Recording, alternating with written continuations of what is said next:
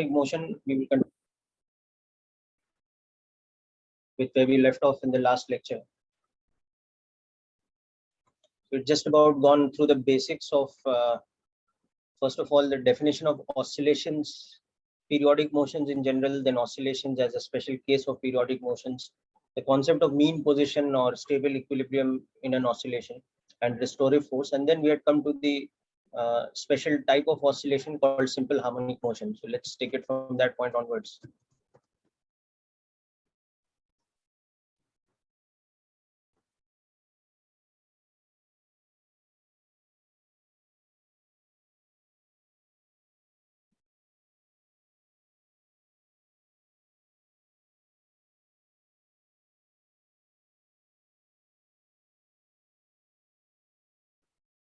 So we had understood that simple harmonic motion, it is a one-dimensional oscillation such that the displacement from the mean position is a sinusoidal or a harmonic function of time. So the general equation becomes like this. So this equation describes that aspect, okay, that x is the displacement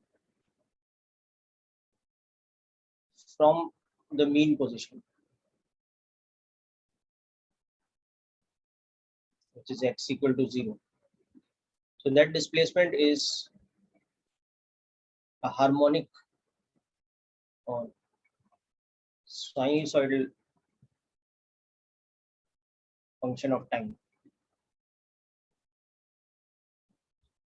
So that was the basic definition, and this is the general equation of simple harmonic motion.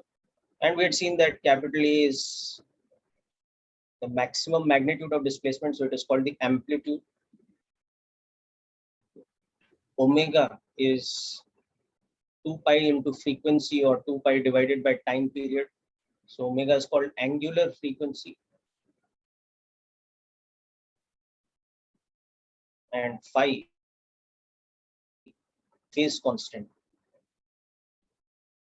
So these are all things we had seen in the last lecture, including the graphical representation of x versus t, or one-dimensional displacement versus time, which basically looks like a periodic sine wave function.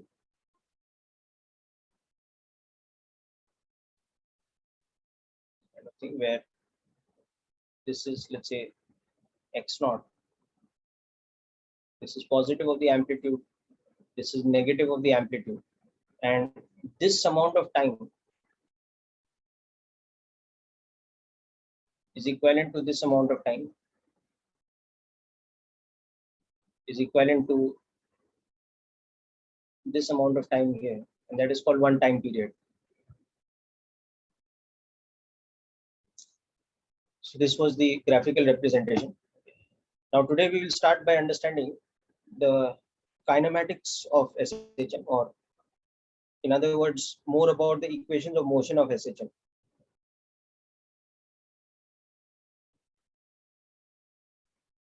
So let us start by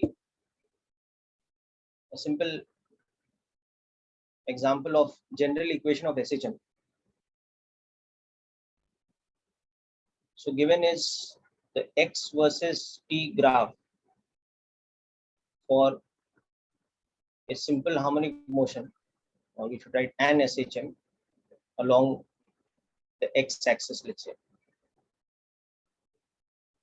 So now this is very specifically drawn such that some values are given to us in this, and those values are such that, let's say,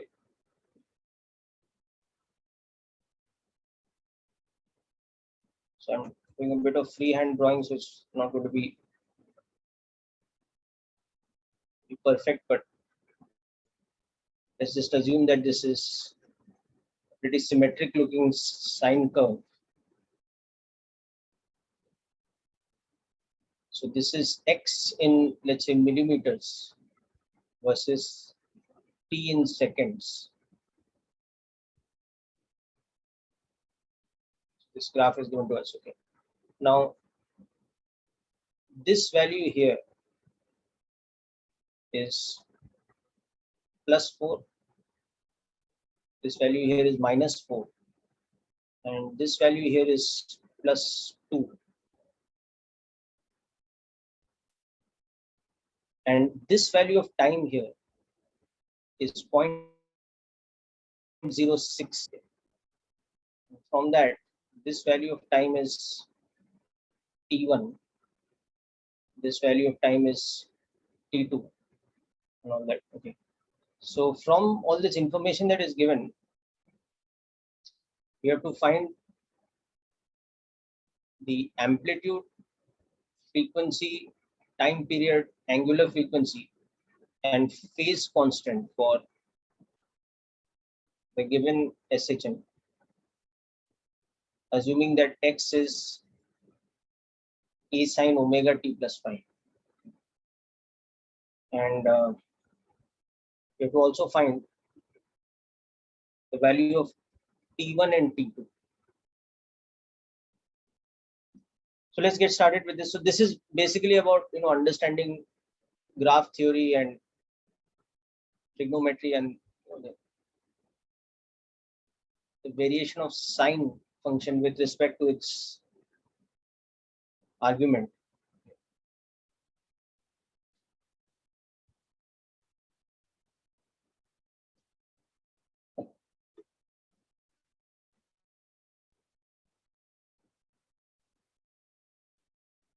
So only one of the things is direct, which you can see, which is the amplitude. The rest of the things you have to do a bit of calculation to understand.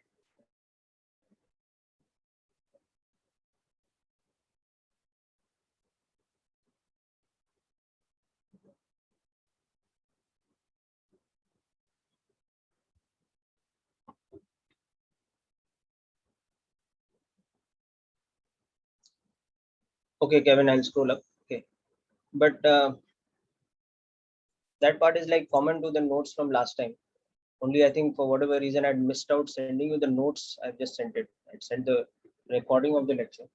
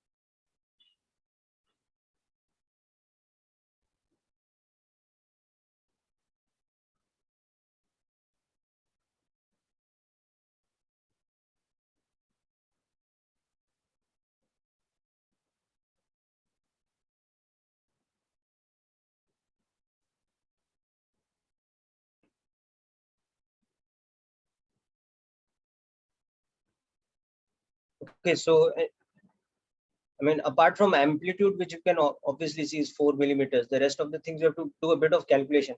So the hint is, you just compare the given graph with a standard graph of y is equal to x sine theta. Sorry, y is equal to sine x, or y is equal to sine theta, or whatever, and try to figure out how you will compare that with a graph of this kind of quantity. That on the y-axis you have the displacement, and on the x-axis, on the horizontal axis, it's time, and the relationship is a sine omega t plus phi.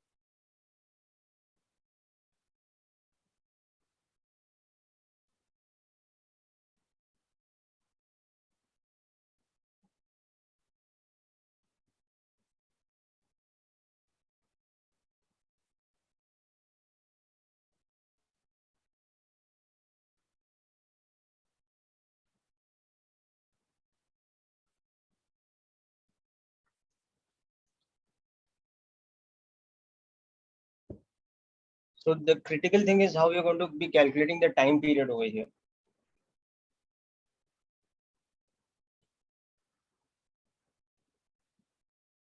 Aman, unfortunately, your phase constant is not correct. If you just compare it with the standard graph of y is equal to sine theta, you'll understand why. Okay, I'll just give you a hint that sine is the same thing in the first and second quadrant. It's symmetrical. So, for example, if sine of 37 is 0.6, then sine of 180 minus 37 or 143 degrees is also the same.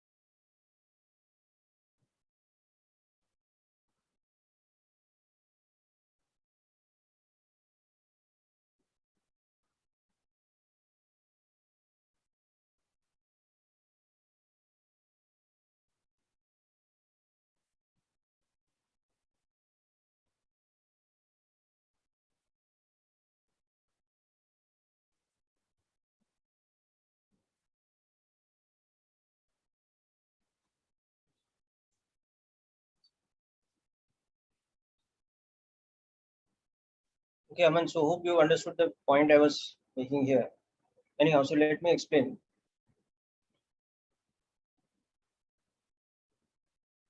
So if I were to start with a standard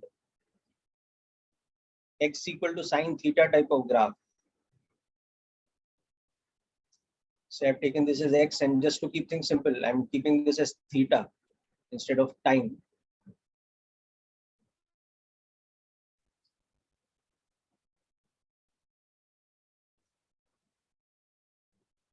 So this is one cycle of this graph.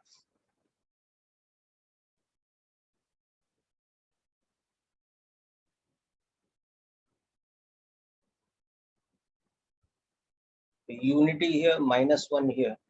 Now you can see that half on this graph is there at these two values, pi by 6 and 5 pi by 6. Okay. So now if I were to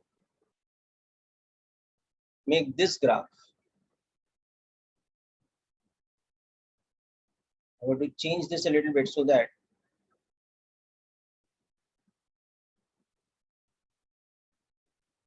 let's say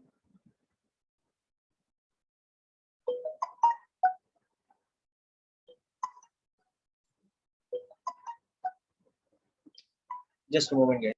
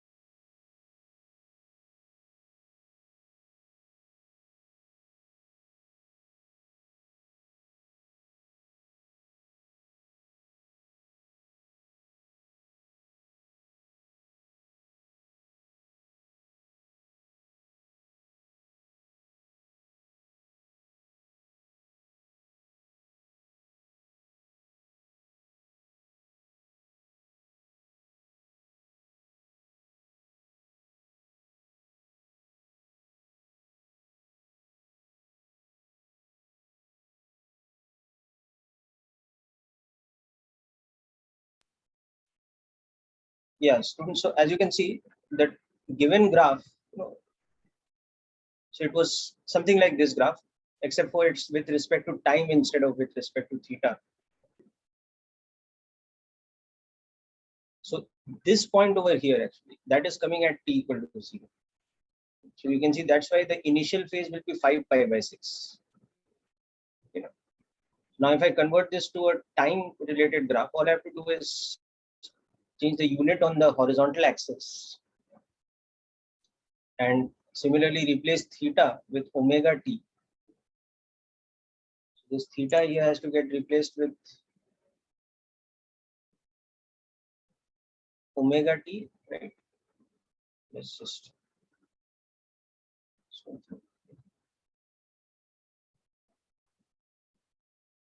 this time has to become t1. This full equation I will substitute.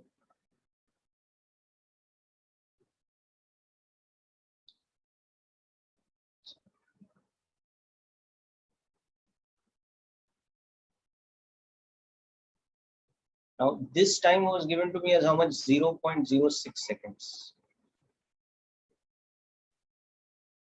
So x should correspondingly be a sine omega t plus phi. You can see that by comparison, this phi is 5 pi by 6. You can see that at t equal to 0.06 seconds, omega t plus phi should become equal to how much? It should become equal to pi, because this point here corresponds to this point here. So omega into 0.06 plus 5 pi by 6 should be equal to pi. So omega pi upon 3.6 into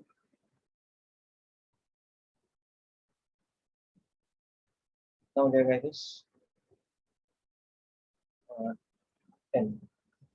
So you can just write it as pi upon 0.36 for the moment.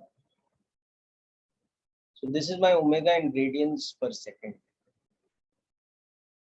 And of course, you can see the amplitude is 4 millimeters. So this is the amplitude, this is the phase constant, and this is the value of omega. And from that, you can simply find the frequency and time period because you know those relationships. So it's just a matter of transformation, like I'm sure in application of derivative and calculus and all, you've done enough of graph plotting that if you have any function y is equal to fx, any odd function like this, but if you replace x with x plus a or x plus any constant, the whole graph shifts back by some distance d if you just replace x with x plus b, or it shifts forward if you replace x with x minus d, like this. So that concept we are using here. We want to shift this whole graph back by 5 pi by 6. So theta has to be replaced with theta plus 5 pi by 6. People, hope this is clear. Still didn't get the answer from anybody else. So I'm hoping that you have understood the numerical application. Now just quickly work out the frequency and time period from this, but that's just formula. The main thing was this understanding of the graph and the phase constant from that.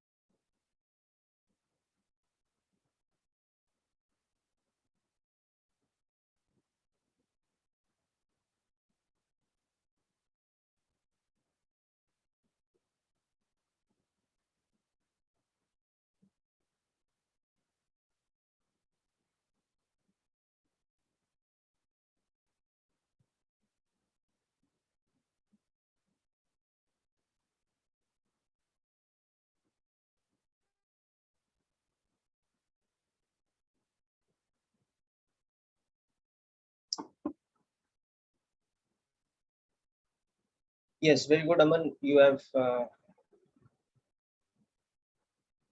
it correct now.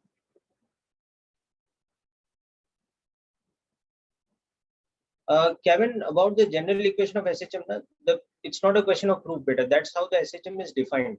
Now we will see that there is a specific condition on force that gives rise to that, and there is a proof for that. Okay, but if you ask like why we have taken the general equation of SHM like this, the reason for that is it is coming from the definition that we want an oscillation in which if we plot the graph of x versus time, what kind of graph it should be? It should be like a sine wave. The term harmonic only means that. Harmonic is another word for sinusoidal. So simple harmonic motion means one-dimensional motion where the displacement is a harmonic function. That means it's a sinusoidal function of time. So that is the definition of it. Now the proof is in the fact that yes, there is some kind of condition on force, like for example, spring force acting on a block. It gives rise to this motion. So there's a dynamical proof for this. Okay, but that is the proof of the dynamics. Okay, it's not a proof of why the general equation is this way. The general equation is this way because that is how the motion is defined. I hope the point is clear, Kevin.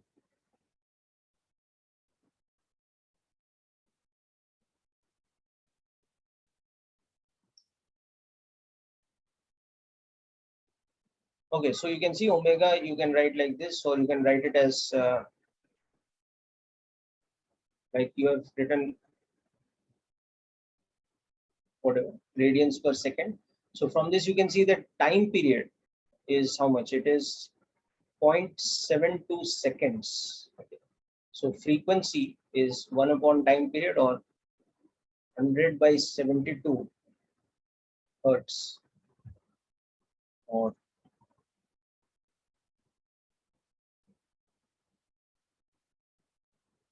so frequency can always be like this because it means that it completes a full number of cycles, not in every second, but in fact it completes 25 cycles in 18 seconds.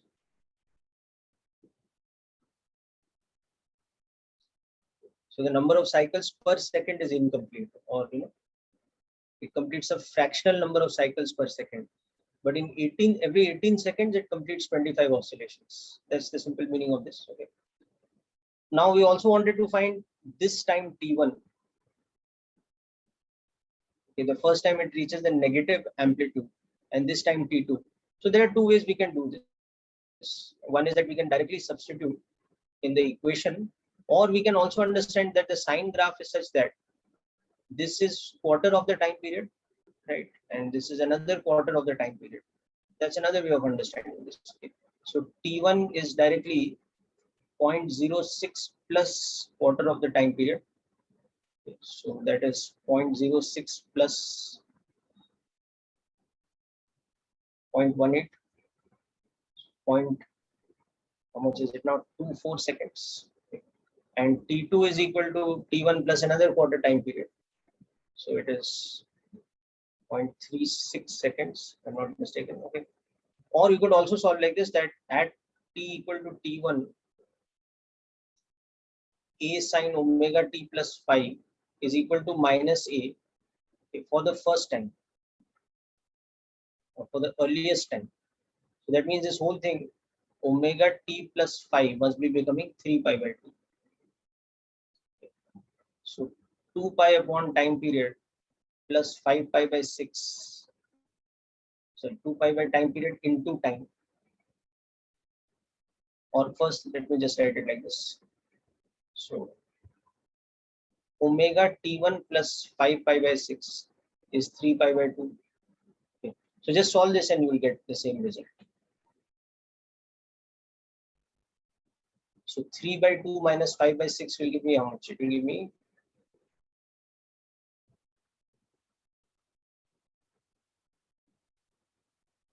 2 by 3, right?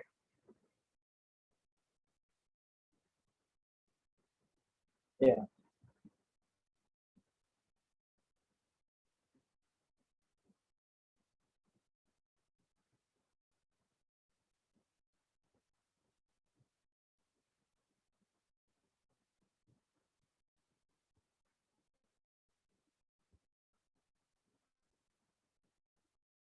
This is another way we can solve it. And similarly, you can see that at t equal to t2,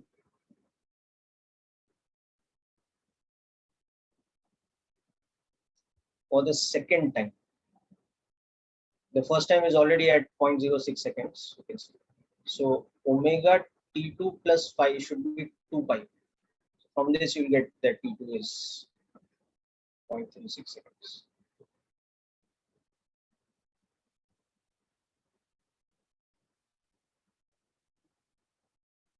Oh, sorry, not 0.36, my mistake.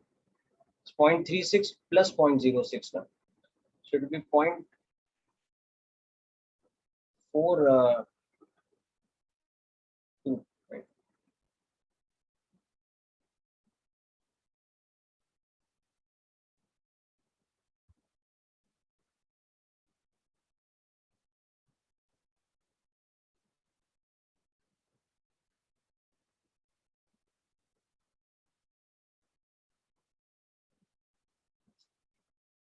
Okay, so just make a quick run through of these calculations. Okay. Once you get used to them, they're quite easy. And plus, I'll give you another shortcut method to directly verify these also. It's quite easy.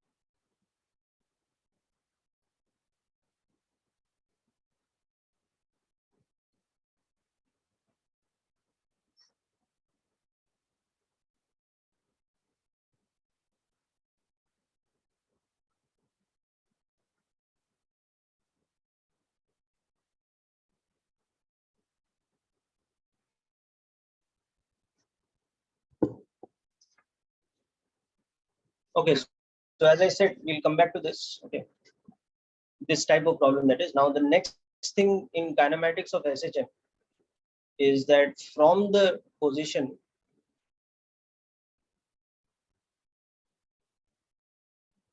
from this, we get velocity and acceleration.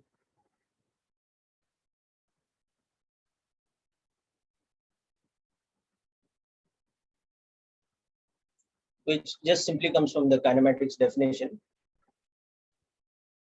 So just differentiate this with proper application of chain rule. So V will come out to be A omega cos omega t plus phi. So you can see that V is equal to some maximum speed into, we can also write it as sine of omega t plus phi plus pi by 2. So that means V also varies harmonically with time, with frequency equal to omega by 2 pi, or time period equal to 2 pi by omega. Okay. And the maximum magnitude of velocity is A omega. So this we can call as the velocity amplitude.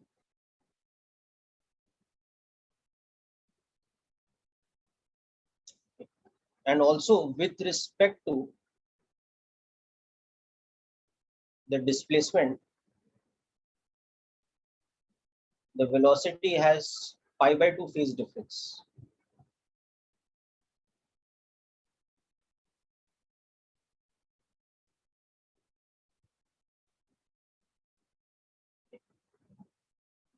So that basically means that at x equal to 0, mean position, it will be plus minus a omega, the maximum speed.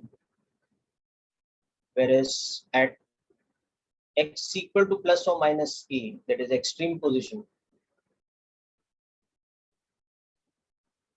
anything in SHM will be at momentary rest. So that is true of any oscillation actually. As you go through the mean position, the kinetic energy is maximum, so speed will be maximum.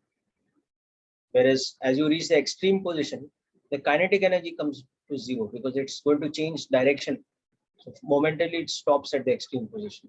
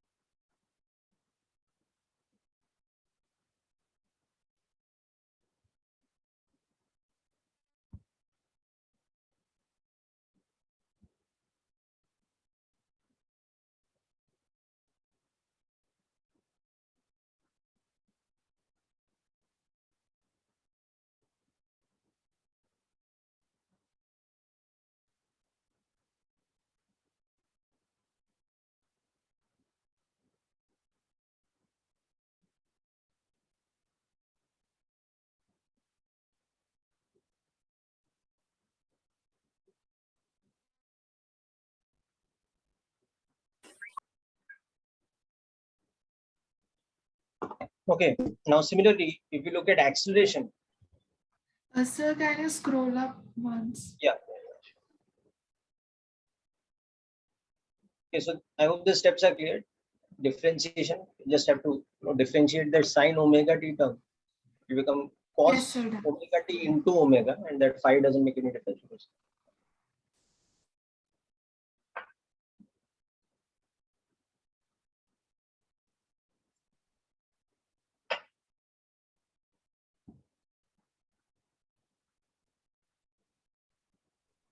Done, sir.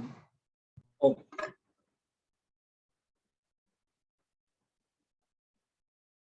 Now the instantaneous acceleration we can just get by differentiating the velocity, or that's the same thing as second derivative of displacement. So we have to differentiate this kind of term a omega cos of omega t plus phi. So cos is derivative being minus sign. You can see that we get a negative sign, one more omega comes out, okay, and we are left with this. Now this is a very interesting equation because this also tells us all this, of course, that acceleration is harmonic, okay, with respect to time, with a frequency of omega by 2 pi and all, that's all right. But it also tells us that the acceleration is phase difference of pi with respect to the displacement. Okay. And the acceleration amplitude, the maximum magnitude of acceleration is a omega square. But in this series of things, the most important thing is that acceleration has a very special relationship with displacement, and that is that acceleration is minus omega square x, or we write this in language of calculus or as a differential equation as this. So that means magnitude of acceleration is proportional to magnitude of displacement and direction is opposite.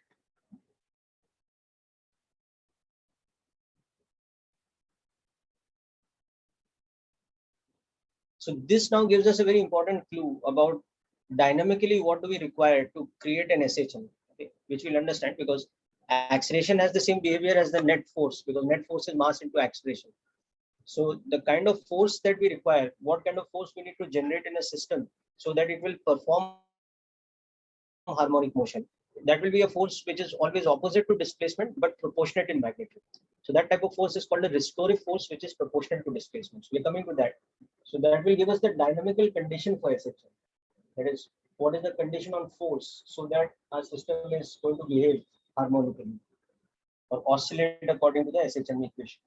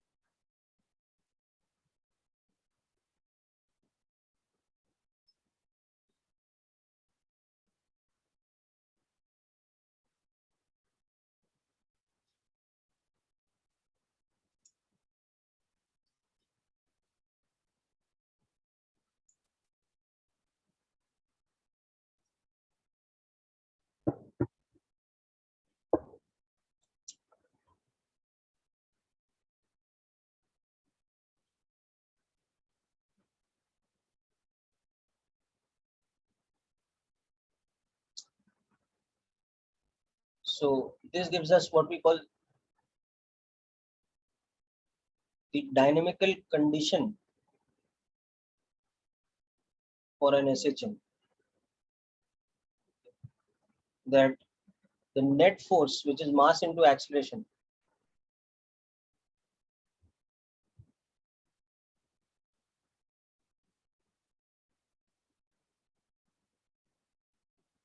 so here K is just a force constant. It's not necessarily a spring force.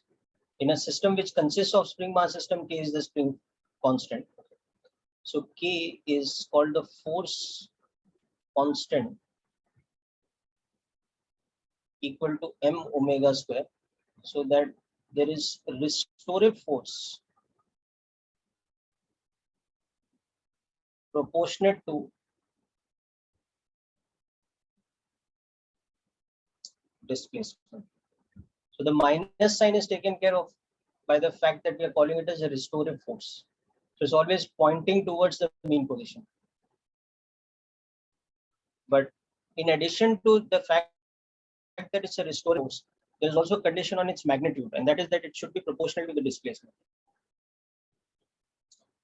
So actually the proof will run backwards, that if we have a force that satisfies this condition, or if we have a system with a net force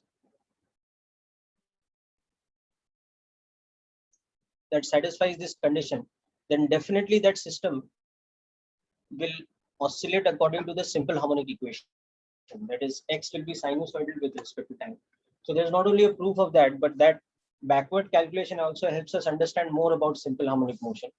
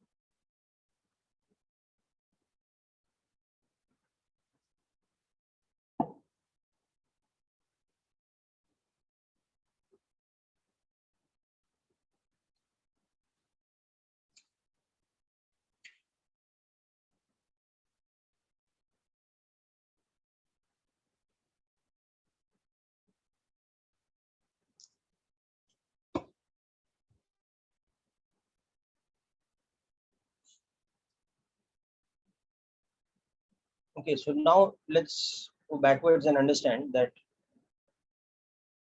any 1D system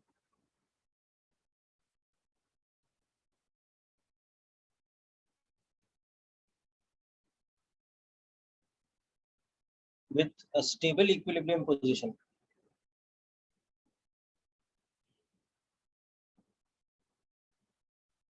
such that the restorative force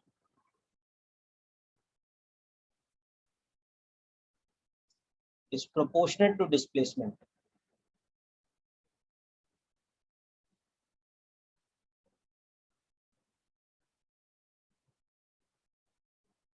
will result in a simple harmonic motion.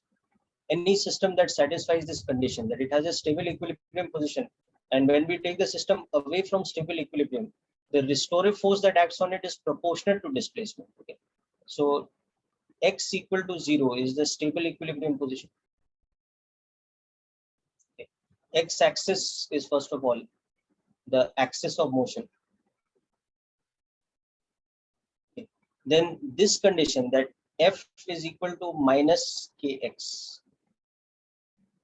This is equivalent to saying that m into d2x by dt square is equal to minus kx. The minus sign is because it is restorative. Okay.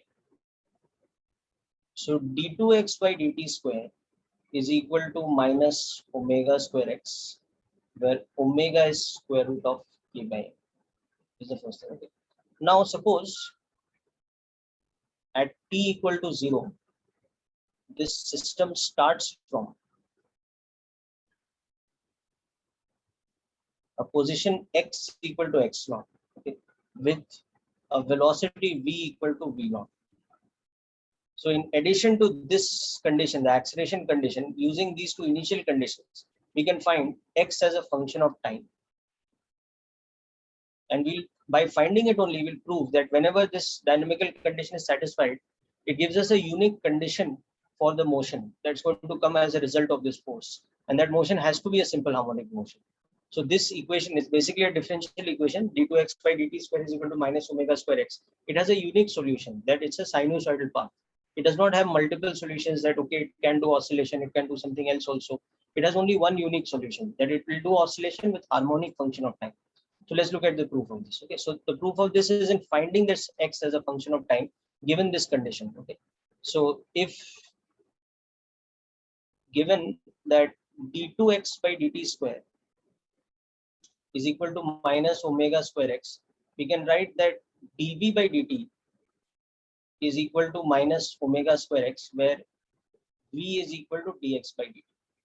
So further we can write v dv by dx is equal to minus omega square x. Okay, because dv by dt can always be by chain rule, which you must have studied in kinematics. It can always be written like this. So now we are ready to integrate this equation because we have dx by dt, and we have v and x as the variables. We have dv by dx in terms of v and x, and its variable separable. So we can easily cross multiply and integrate, and that will give us v as a function of x, and then we can again integrate that to find x as a function of time. So that's how we'll proceed. So just write down up to here, and if you finish writing down, then just cross multiply the terms in this and try to see if you can integrate, and with that come up with some kind of function for v in terms of x.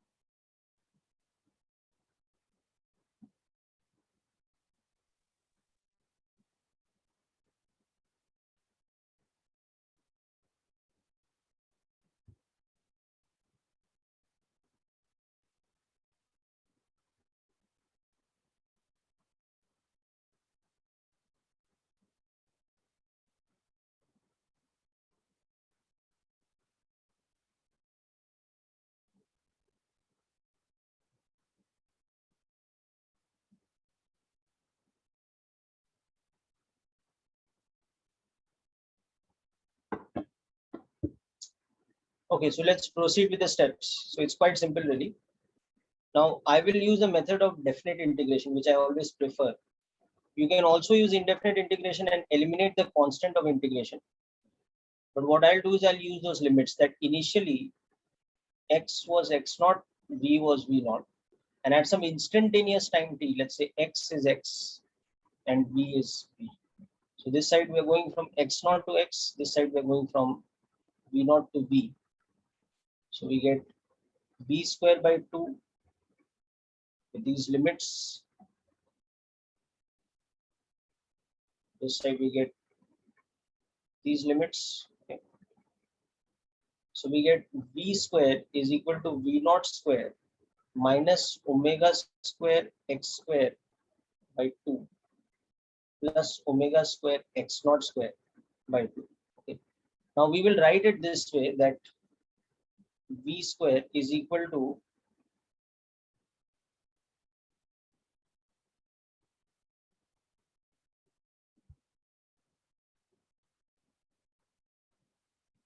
like this, where omega square a square is actually this term.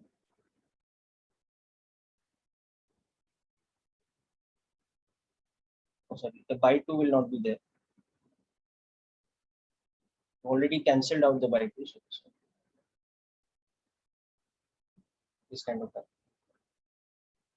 So a, which is so a is a constant with dimension of length, because dimension of x naught is length, dimension of v naught is that of velocity, and dimension of omega is of frequency or time period. So,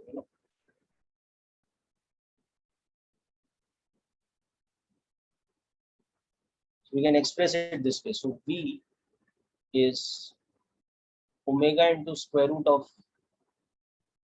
a square minus x square. So we come from the earlier step to this step now, where we have integrated that differential equation, this one, to express v as a function of x. So this is like an intermediate step. Now one more integration needs to be done, or one more differential equation needs to be solved, so that we can now express x as, and from that derivation itself we are able to prove that thing, that whenever we have restorative force proportional to displacement, the particle or the object in that type of motion under the influence of that force has to have a harmonic oscillation. It has to have an equation of motion given by that general equation.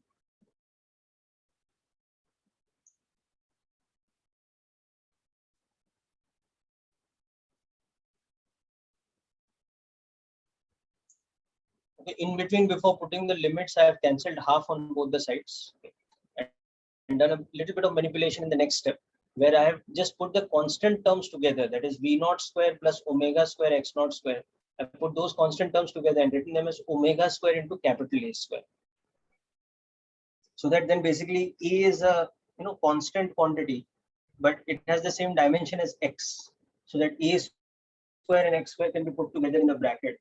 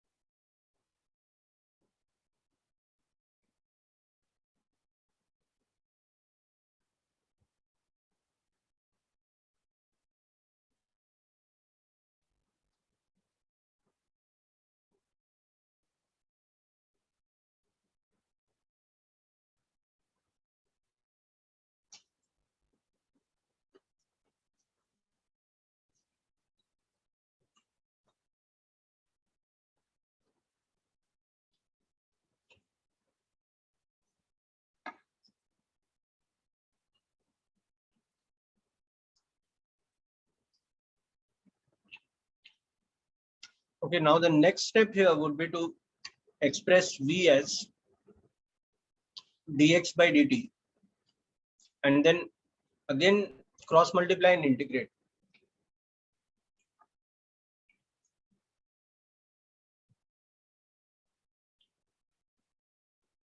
So this time when you do that integration, you will see that you will get the integration will be of sine inverse, the antiderivative, you know. So when you express x as a function of time, it will come out to be a sine function.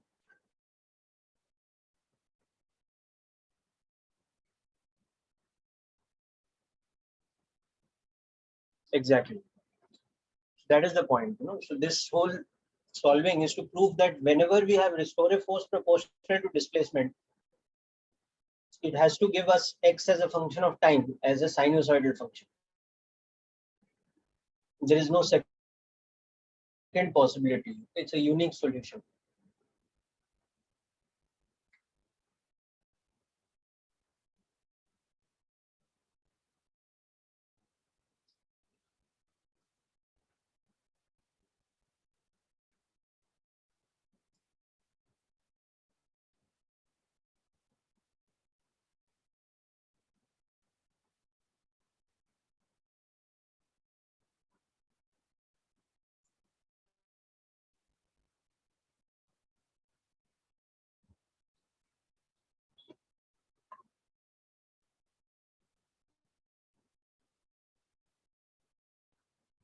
Okay, so the next part of this is that dx by dt is becoming like this.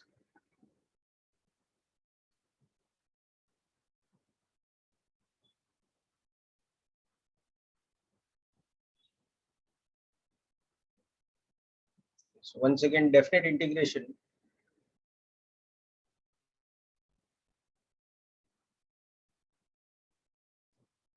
Now you either just remember this fact that, you know, differentiation of sine inverse x is 1 upon square root of 1 minus x square. So difference of sine inverse x by a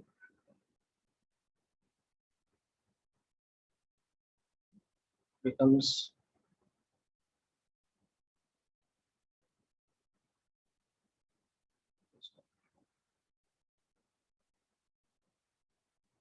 so from this, you know, that integration of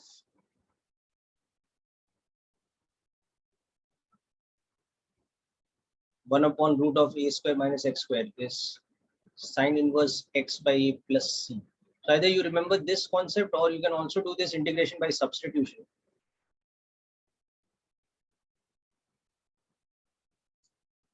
In this you substitute x as a sine theta. So dx becomes a cos theta and the denominator becomes a cos theta. So the integration becomes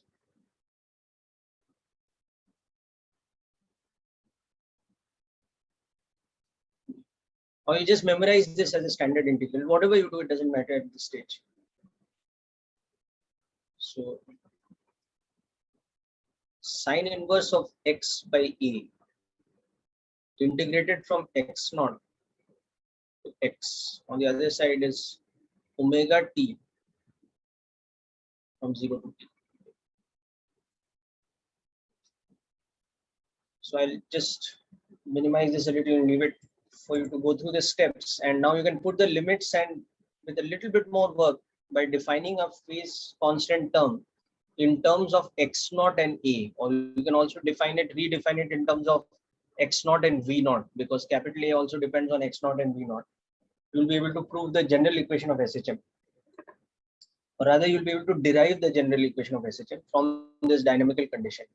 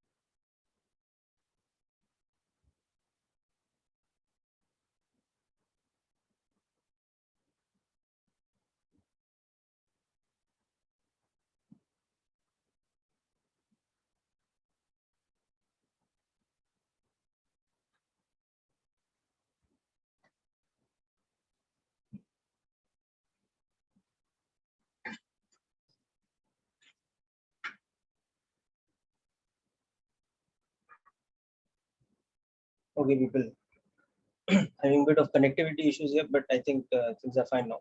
So let's finish this off. So you can see that sine inverse of x by a minus sine inverse of x naught by a is equal to omega t.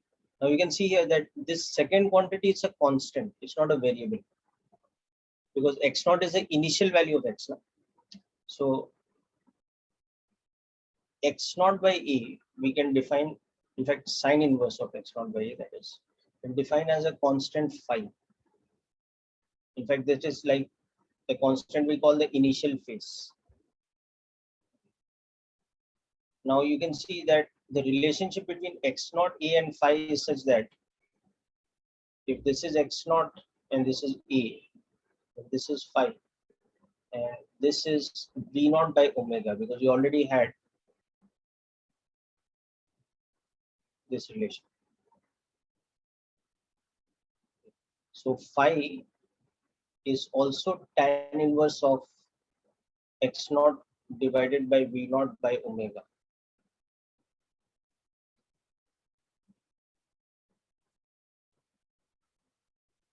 So they're one and the same thing. Okay. So we have now sine inverse x by e minus phi is equal to omega t.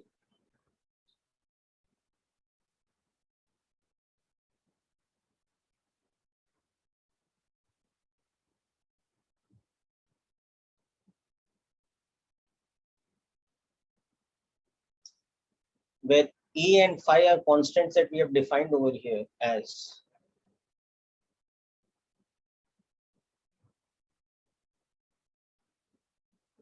so e is a constant with dimension of length, and phi is tan inverse x naught by v naught by omega, or that's the same thing as sine inverse x naught by e. It's dimensionless constant. Omega is of course from the dynamical condition.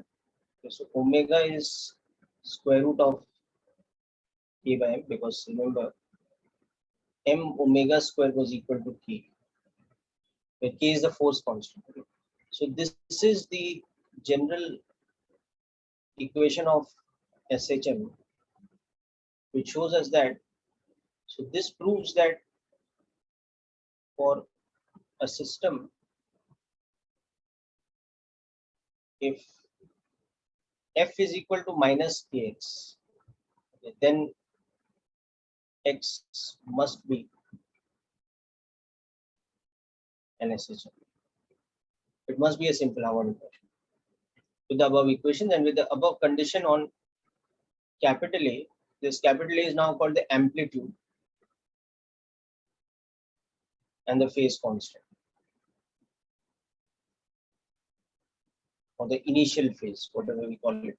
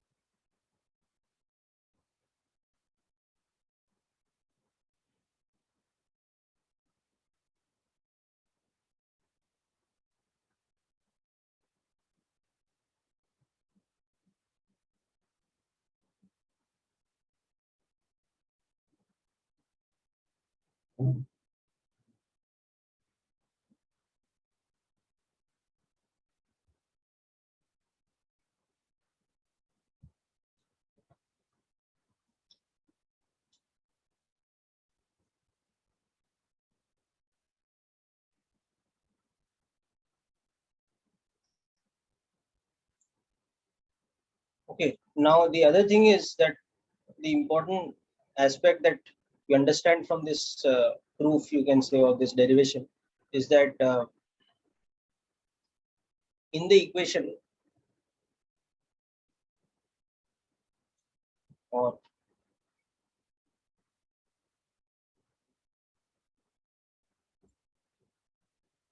from this equation, it implies that x is e sine omega t plus phi, which further tells us that the SHM has frequency of omega by 2 pi, time period of 2 pi by omega, etc. But most importantly, it tells us that in this, omega is square root of k by n, and therefore depends only on the physical properties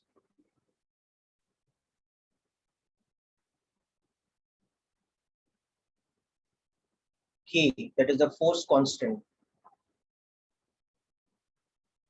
and m, so the mass or inertia of the system. Most importantly, omega is independent of x naught and v naught, that is the initial conditions from which we start the motion. Whereas on the other hand,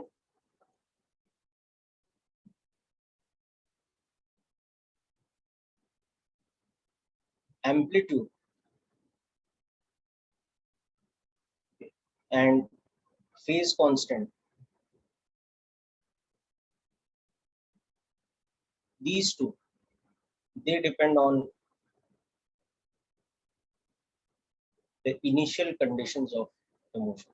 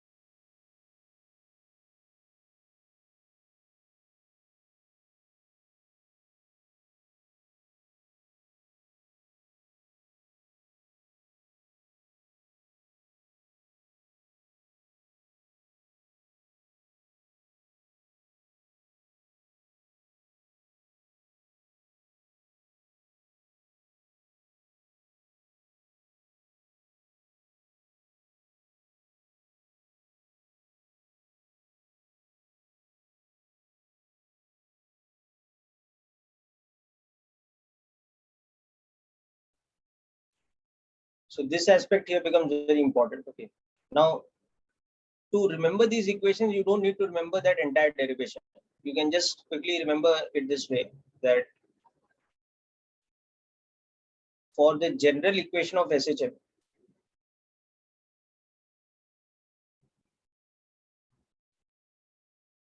okay, V is equal to A omega cos omega t plus phi. So from this, you can see that the initial position is related to the phase like this. And from this, you can see that the initial velocity is related to the phase like this. So therefore, if you just divide the two equations, you will get this relation. And if you square and add these two equations, you will get that.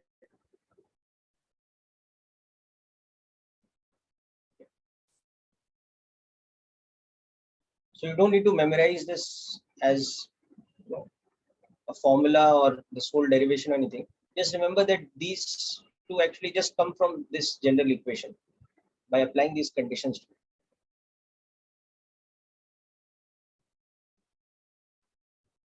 Okay, so let's look at another question now. An SHM of amplitude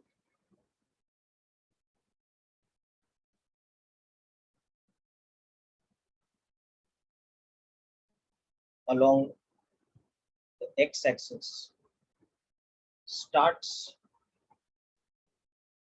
from the position x naught equal to minus 4 millimeter at t equal to 0 with a speed of 20 centimeters per second towards the mean position. So determine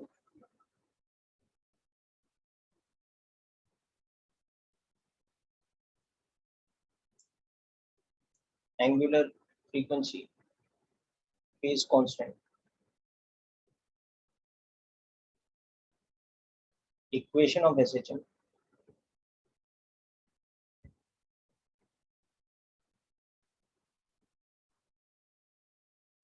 and also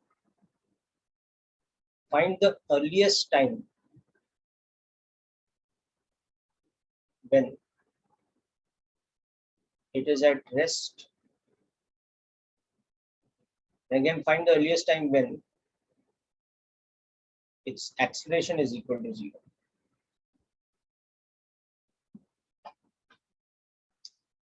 So these are the typical types of questions related to kinematics of SHM. Okay. And you just need to be able to visualize that sinusoidal graph with a phase constant offsetting where it starts from.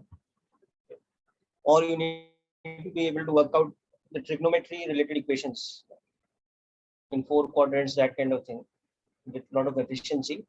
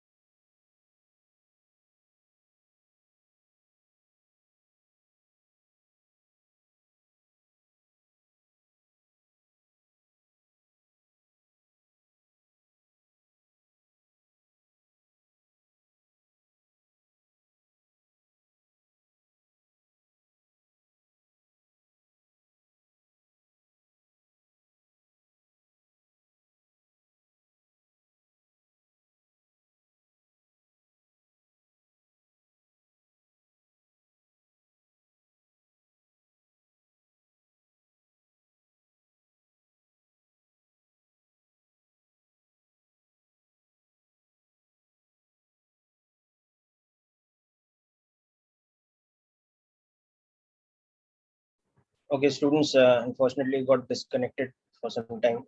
Anyhow, let's just finish that problem and wind up. I know time is up, but then we can pick this up in the next lecture. We have one more lecture this week. So this type of question is very important in SHM, as I was telling you. So you can see that the given information is that the amplitude is 5 millimeters. Okay, the initial position is minus 4 millimeters, and the initial velocity. Now we have to understand the direction of this properly. Okay, so if this is the axis along which SHM is happening, okay, that's the mean position. This is x equal to plus a. This is x equal to minus a. Now where the particle is at that given time t equal to 0, it is on the negative side. Okay, and where it's moving is moving towards the mean position. So that means the initial velocity is in the positive direction. Okay, so with sign we will write this as plus 20 centimeters per second. So this is moving towards x equal to 0 or the mean position. So this becomes crucial here. Okay, so now to understand, you can just start like this, that suppose x is a sine omega t plus phi, where so far we know that a is equal to 5 millimeters. Then x naught, which is 5 sine phi, is equal to minus 4. So that means phi could either be 180 plus 53, okay, or 360 minus 53. Well, that's the same thing as minus 53. Whereas v naught, so from this we can see v is a omega cos omega t plus phi.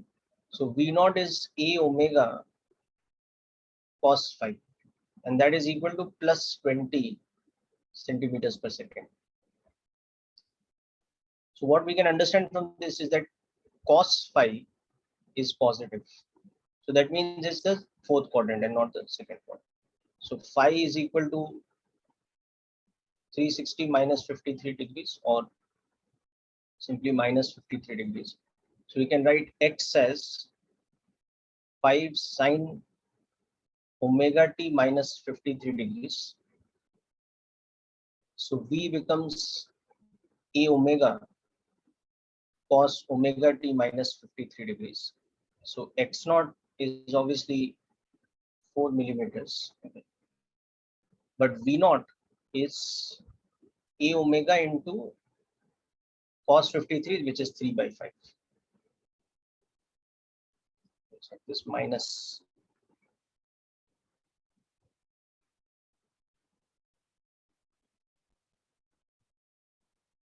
Okay. So from this we will get omega, because this is given to us as 20 centimeters per second. So that will give us the omega here. Okay, so hope this is clear to all of you. So A was 5 millimeters. Okay. So 5 millimeters into that unknown omega into 3 by 5 is equal to 20 into 10 raised per 1. I can write it in millimeters per second, so that this units cancel off. Okay. So omega is becoming how much? Omega is becoming 200 by 3 radians per second. That's my value of omega. Okay. So I've got the phase constant, it's minus 53 degrees. I got the amplitude is already given to me. Okay. But now I got omega as 200 by 3 radians per second. So your frequency is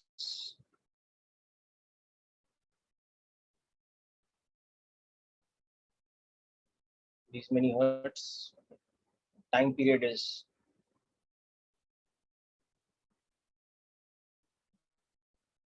these many seconds. Okay. So this is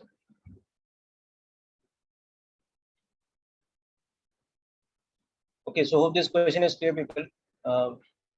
So this basically is about the kinematics of SHM. We have seen a little bit about the dynamics also in terms of the general equation that F is equal to minus kx. And if the force constant is known in its value, then we can determine the value of omega using the equation that is the force constant divided by mass square. So we will see this thing's application in the next lecture. when we discuss about SHM of spring mass systems. Okay, so if it's a single spring attached to a single block, then obviously K and M are spring constant and mass of the block. But if there's a system of springs or there's a system of pulleys with springs involved, etc., things like that, then we will see that there are some general principles from mechanics we'll use, okay, including um, you know, equivalent spring constant for a system of springs, etc., those kind of things, constraint relations if there's a system of pulleys. So it's going to be situations where a lot of concepts that you have learned earlier in mechanics are going to get revised, okay, but in context of the derivation of this equation, that d2x by dt square is minus omega square x, and from that x becomes the sinusoidal function of time. Okay. So that's it for today's session, people. Wish you all the best. Thanks for attending. We'll catch up the next lecture this week. I think it's either Friday or Saturday, accordingly. Okay. Thank you, sir. Thank you. Thank you, Okay. sir. Okay. Bye, people.